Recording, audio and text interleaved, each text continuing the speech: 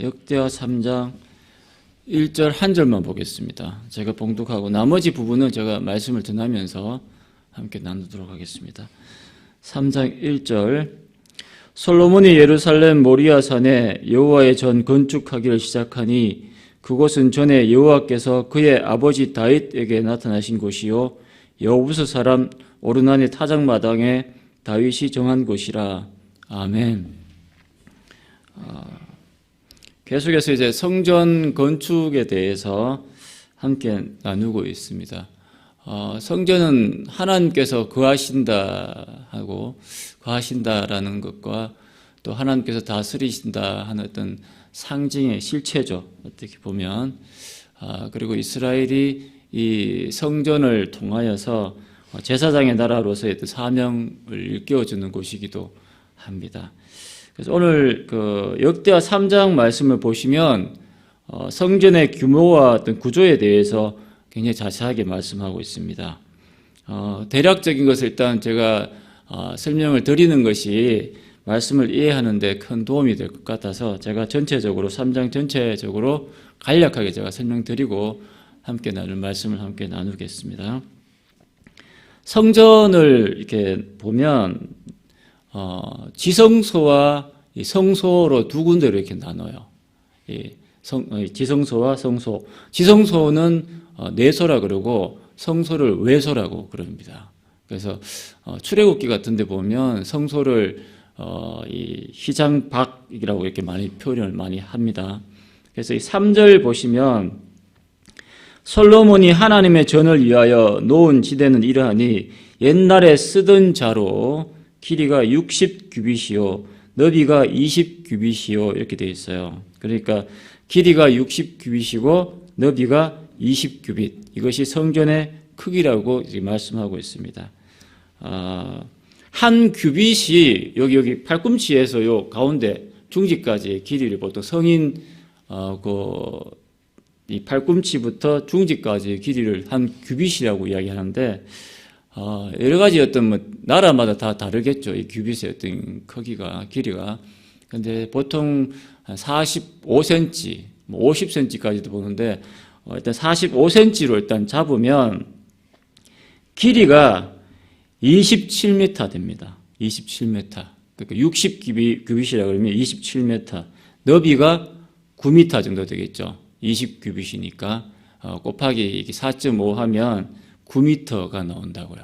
그래서 이렇게 9m, 그죠? 쭉 뻗어서 27m. 이렇게 그림을 그리시면 됩니다. 그것이 성전의 크기다. 그렇게 되어 있습니다. 그리고 지성소는 가로, 세로, 높이 다 20규빗으로 되어 있어요. 20규빗. 20규빗이라고 하면 9m죠. 9m, 9m, 높이도 9m. 이게 지성소예요. 딱 지성소가 되어 있는데, 지성소는 하나님의 임재가 있는 곳이라고 해서 딱 두 개의 실체가 있습니다. 말씀 보시면 그룹이 나와 있죠. 그룹이 나와 있죠. 거기 10절 보시면 지성소 안에 두 그룹의 형상을 새겨 만들어 금으로 입혔으니 돼 있죠. 그래서 이 그룹이 나와 있는데 그룹은 굉장히 자세하게 나와 있어요. 11절과 12절에 보시면 13절까지 이 그룹에 나와 있는데 그룹 그러면 딱 떠오르는 것이 뭐가 있어요? 에덴 동산이 떠오르죠. 에덴 동산 안 떠오릅니까? 에덴 동산을 딱 떠오르면 아담과 하와가 에덴 동산에 쫓겨나죠. 쫓겨나고 에덴 동산 동편에 누가 지켰다고 그렇게 돼 있어요? 그룹이 지켰다고 돼 있어요. 그룹들이 그 에덴 동산을 지켰다. 그리고 이 도는 화영검이라고 되어 있죠. 그 화영검이 두루 도는 불칼을 두어서 지키고 있었다. 이렇게 에덴 동산을 보면 나옵니다. 물론 그 에스겔서 같은 경우에도 이 그룹이 나옵니다. 에스겔이 봤던 그 영적인 그 천국의 존재가 바로 이 그룹이었거든요. 그 그룹은 자청용 우베크와 같은 역할을 합니다. 하나님의 곁을 지키는 수호신과 같은 역할을 했을 것이다. 하는 걸 알 수가 있는데 요한계시록에 보면 이러한 생물들에 대해서 나오기도 하죠. 그래서 이 그룹이 그 하나님의 임재 곁에 있다라는 것을 굉장히 강조하는 어떤 의미에서 그룹이 두 개의 어떤 그룹이 있어요. 이렇게 양쪽에. 그래서 한쪽 날개가 5규빗, 이쪽도 5규빗, 그죠? 그래서 10규빗이죠. 그리고 한쪽도 이제 5규빗이니까 전체적으로 뭐예요? 20규빗 되는 거예요. 그렇죠? 그래서 여기 10규빗, 10규빗, 20규빗 이렇게 되어 있습니다. 그래서 바로 앞에는 언약궤가 이렇게 놓여 있죠. 지금은 언약궤가 없어요. 5장에 보면 이제 언약궤를 이제 다윗성에서 이제 옮겨옵니다. 그래서 그 지성소는 굉장히 간단하게 되어 있어요. 두 그룹과 앞에 언약궤가 있다. 그래서 하나님의 임재하심을 나타낸다. 그리고 그 앞에 보면 이제 휘장이 이렇게 놓여져 있습니다. 휘장은 어떤 커튼 같은 거죠. 청실, 홍실, 자실로 된 천으로 되어 있는데 거기 보면은 그 휘장은 우리 신약 성경으로 말씀하시면 뭐라고 이렇게 표현하고 있습니까? 예수 그리스도의 몸이라고 이렇게 의미되어 있죠. 그래서 예수 그리스도의 몸이 바로 그 휘장이라고 히브리서 말씀 보면 나와 있습니다. 그래서 그 예수님이 십자가에 못 박히시고 돌아가셨을 때 그 휘장이 어떻게 됐다 그랬습니까? 찢어졌다 그랬죠. 위에서 아래로 찢어졌다 그랬습니다. 그래서 이 지성소 안에는 하나님의 임재가 있는 언약궤가 있는 그곳에는 딱 1년에 한 번만 들어갔어요. 대제사장만. 나머지 사람이 들어가면 다 적사했습니다. 그만큼 신성기되었던 어떤 The Holy of Holies라고 해서 가장 거룩한 곳이 이 지성소 개념이었거든요. 그런데 예수님께서 십자가에서 못 박혀서 돌아가심으로 말미암아 그 휘장이 찢어짐으로 누구나 예수 그리스도의 피를 힘입어 담력을 얻고 나갈 수 있다 이렇게 됐잖아요. 하나님 임재 앞으로 누구나. 얼마나 은혜의 시대예요. 지금은 엄청나게 그 하나님의 은혜가 넘치는 시대죠. 그래서 아버지, 아빠 그러면서 하나님 앞에 누구든지 나갈 수 있는 시대가 지금 시대입니다. 그래서 지금 시대 때 은혜 받을 때 엄청 은혜를 많이 받아야 됩니다. 예, 이 시대가 지나면 이제 예수님이 이제 왕으로 이제 오신다고 그렇게 심판주로 오신다고 이렇게 성경에 기록하고 있죠. 그리고 이 지성소와 휘장을 지나서 이제 성소가 나오죠. 성소에는 이렇게 10개의 금 어떤 그 등잔이 나오죠. 그리고 상도 10개고 100개의 어떤 금 그릇이 대접이 있다고 이야기했는데 그것은 바로 이제 40규빗 되겠죠. 그죠? 가로가 이렇게 60규빗이니까 지성소 20 빼면 40. 그죠? 그리고 높이가 보면 여기서 역대하에서는 나와 있지 않은데 열왕기 상에 보면 6장 2절에 30규빗으로 나와 있어요. 13.5m 성소만. 지성소하고 이 성소는 높이가 좀 다릅니다.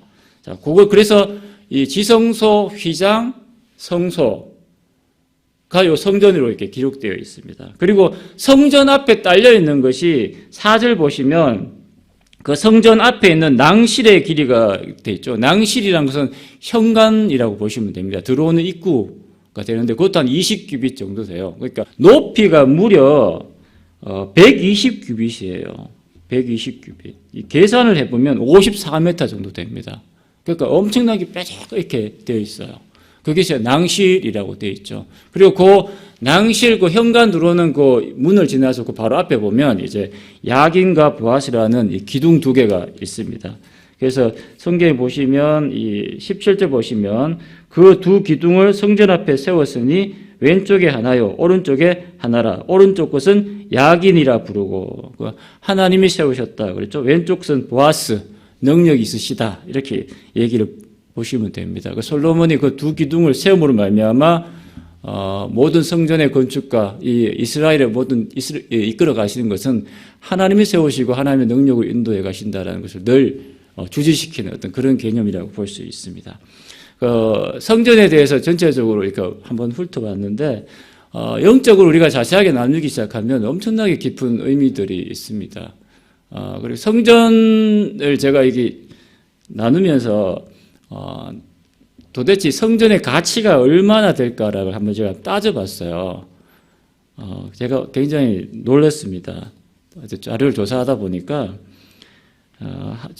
성도님들도 한번 이렇게 나누게 되면, 야, 그 정도가 이 성전의 가치가 나갈 수 있나 하는 걸 아마 깜짝 놀라시게 될 겁니다. 지성소를 보시면요, 8절에 보겠습니다. 또 지성소를 지었으니 성전 넓이대로 길이가 20규빗이요. 그렇죠? 넓이도 20규빗. 말씀드렸지만 9m, 9m, 9m 정육면체입니다. 그래서 순금이 600달란트로 입혀졌다 그랬어요. 지성소 안에 있는 이 벽이 다 금칠이 되어 있어요. 모든 것들이 다 금으로 되어 있어요. 성소도 마찬가지로 안에 다 금으로 되어 있어요.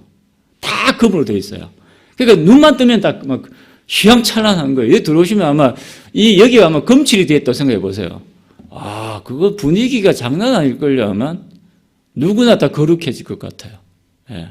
그런데 600달란트, 무려 600달란트인데, 한 달란트가 금 9만 돈 정도 됩니다. 93,333돈 이렇게 되어 있는데, 9만 돈 잡으면 한 35kg 정도 나간다고요. 이게 한 달란트가. 제가 어제 그 금 한 돈의 시세를 한번 제가 검색을 해보니까 25만 7,990원 나왔습니다. 25만 7,990원.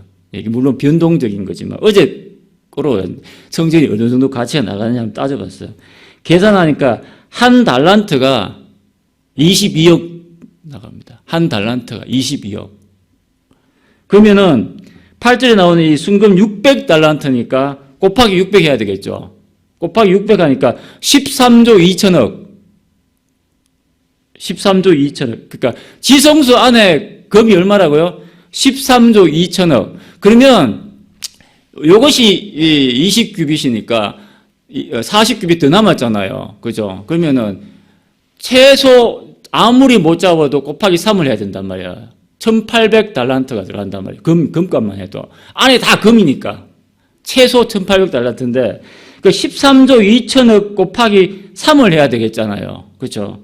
그래서 이 곱하기 3을 하니까 대략적으로 39조 6천억. 우리가 뭐 이게 보면 600달란트 그러니까 뭐 600만 원은 뭐 60, 이렇게 생각할지 몰라서 제가 이게 말씀을 드리는 거예요. 그 당시에 성전 안에 있던 금의 규모만 해도 무려 39조 6천억. 어제 시세로 따지면.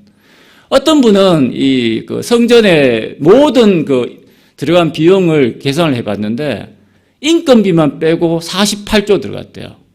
인건비만 빠지고 오늘날 어떤 그 시세로 따지고 보면. 그래서 제가 그것에 대해서 사실 설마 해가지고 제가 조사를 해봤는데 그럴 수도 있겠구나라는 이게 생각이 들겠더라고요. 그러니까 건물 하나 하고 장 주변에 모든 들어가는 어떤 기구와 막 생각이 돼. 금값만 이 39조 6천억 들어갔으니까 대단하죠.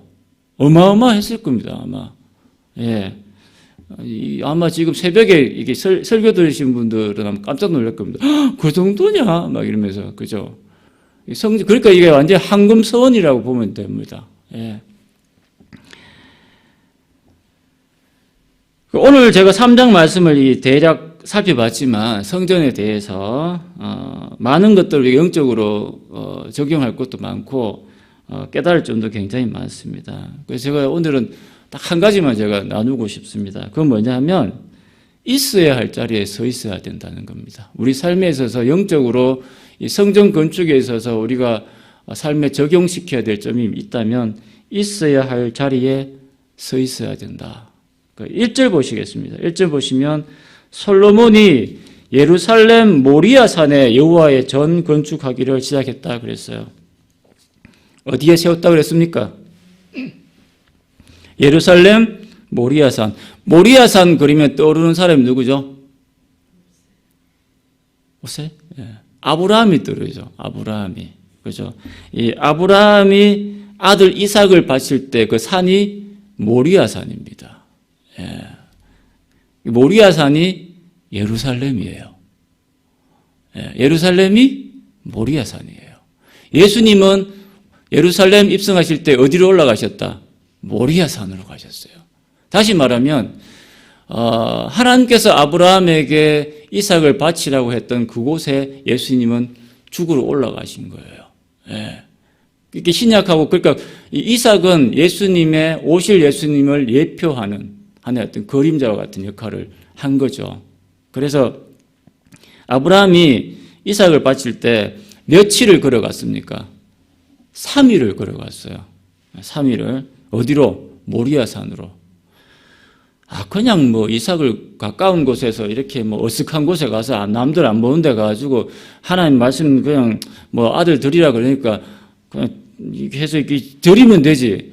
무려 3일을 걷게 하시고, 예? 그렇게 까닭이 뭐예요? 하나님이 지정하셨으니까 그래요. 그 모리아 산에. 하나님이 그곳에 가라고 이야기했어요. 그래서 뭐 하루 이틀도 아닌 3일을 무려 걸어서 그 모리아 산까지 갔던 겁니다. 그리고 1절 보시면, 이 중간절 보시면, 그곳은 전에 여호와께서 그의 아버지 다윗에게 나타나신 곳이요. 여부수 사람 오르난의 타작마당에 누가 정했다?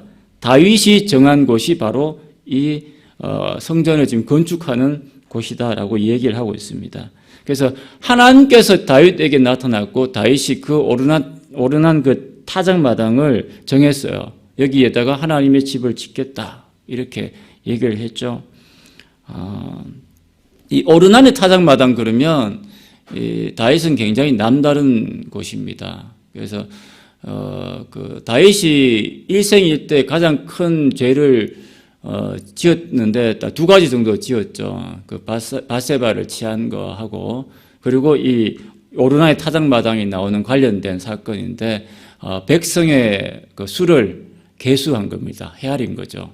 그 말씀 보시면은 이 사탄의 어떤 깸에 빠졌다라고 되어 있습니다. 그 역대상 21장에 보면 나오는데 그래서 3가지 그 형벌 중에 하나를 택해라 그래가지고 다윗이 3일 동안 이 전염병이 펴지는 것을 택했죠. 그래서 몇 명이 죽었냐면 7만 명이 죽었습니다.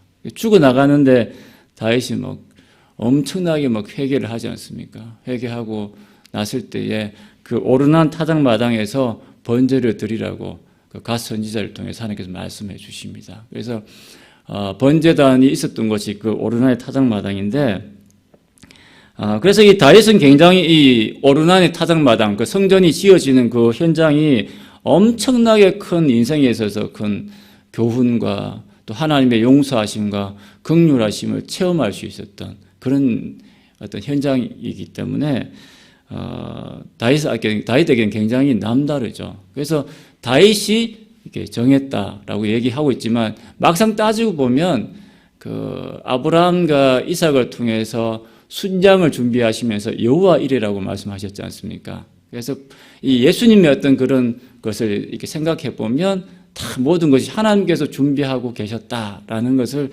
알 수가 있겠죠. 그래서 하나님이 정하신 곳이었음을 우리가 알 수가 있습니다. 자, 우리 같으면 하나님의 성전을 어디에다 짓겠습니까? 풍수지리설에 입각해서, 그죠? 배산 임수, 아주 경치 좋고, 땅이 넓은데 쫙 골라가지고, 예? 지세도 좋고, 예? 그런 것을 탁 택하지 않았겠어요? 그죠? 우리 생각에. 예. 우리의 신앙도 마찬가지입니다. 성전이 우리의 생각과 우리의 뜻과 우리의 어떤 그런 지혜에 맞춰서 성전이 있어야 할 곳을 택한 것이 아니라 하나님께서 지정하신 그곳에 세우라고 하셨던 그곳에 성전이 지어진 것처럼 우리의 신앙도 마찬가지래요.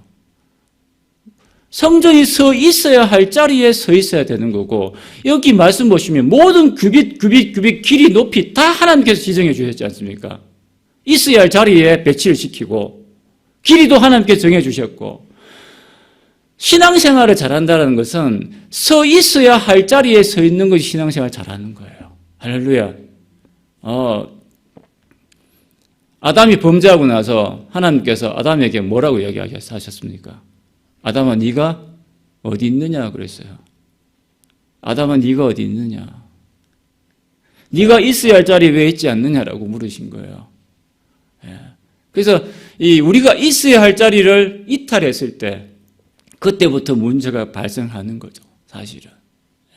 우리는 신앙생활을 하면서 자칫 잘못하면 있어야 할 자리에 있지 아니하고 내 생각과 내 지혜를 따를 때가 굉장히 많아요. 하나님이 이렇게 하시면 기뻐하실 거야. 하나님이 저렇게 하면 기뻐하실 거야. 예? 그 사울 왕 같은 경우에 한번 보십시오. 사무엘이 가서 아말렉 족속을 치고 다 죽이라 그랬어요. 싹 다 죽여라. 전멸시키라 그랬는데 사울 왕이 깨가 난 거예요. 딱 보니까 소도 그렇고 양도 그렇고 튼실한 게 너무너무 좋은 게 많아. 이런 걸 왜 죽여? 그래서 그런 거 다 살려왔어요. 어린 양하고 이런 것들 싹 튼실한 것들 싹 다 챙겨오니까 지금 들리는 짐승 소리가 무슨 소리냐고 그러면 사무엘이 묻잖아요. 다 죽이라 그러는데 왜 짐승 소리가 들리냐고. 그러니까 사울 왕이 무슨 변명을 합니까? 있잖아요. 사무엘 이리 와봐. 하나님 제사 드릴 때 이만큼 좋은 게 없어. 이봐 이거 얼마나 튼실해 막 그러면서 사무엘이 하도 의의가 없어가지고 진짜 너무하다 진짜. 사무엘상 15장입니다. 15장 19절에 보시면 어찌하여 왕이 여호와의 목소리를 청종하지 아니합니까? 라고 물어요.